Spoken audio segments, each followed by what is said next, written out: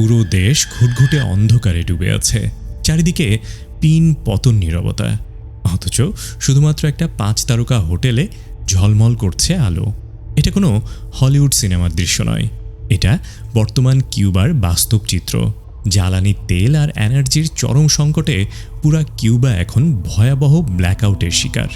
সাধারণ মানুষ যখন অন্ধকারে ধুঁকছে, তখন ভিআইপিদের জন্য আলো জ্বলছে শুধু ওই বিলাসবহুল হোটেলটাতে। এদিকে রাশিয়া এক জাহাজ ভর্তি তেল পাঠালেও যুক্তরাষ্ট্র তা পৌঁছতে দিচ্ছে না। মোমবাতি জ্বালিয়ে চলছে সার্জারি। বিদ্যুতের অভাবে ভেন্টিলেটরে থাকা শিশুরা মারা যাচ্ছে। মানবতার এই অসীম যন্ত্রণার জন্য দায়ী আর কেউ নন, ডোনাল্ড ট্রাম্প। এবার একটু নিজেদের কথা ভাবুন। আমাদের বাংলাদেশেও গ্যাস আর জ্বালানি তেলের সংকট মাঝে মাঝেই ভয়ঙ্কর রূপ ধারণ করে। রিজার্ভ নিয়ে আলোচনা সমালোচনা তো চলছেই। যদি আমাদেরও জ্বালানির মজুদ শেষ হয়ে যায়, তাহলে কি আমাদের শহরগুলো একদিন এভাবেই অন্ধকারে ডুবে যাবে? ভিআইপিরা আলোতে থাকলেও সাধারণ মানুষের কি হবে? আপনাদের কি মনে হয়, আমরাও কি কিউবার মতন কোনো বিপদের দিকে এগোচ্ছি? কমেন্টে আপনার মতামত জানান।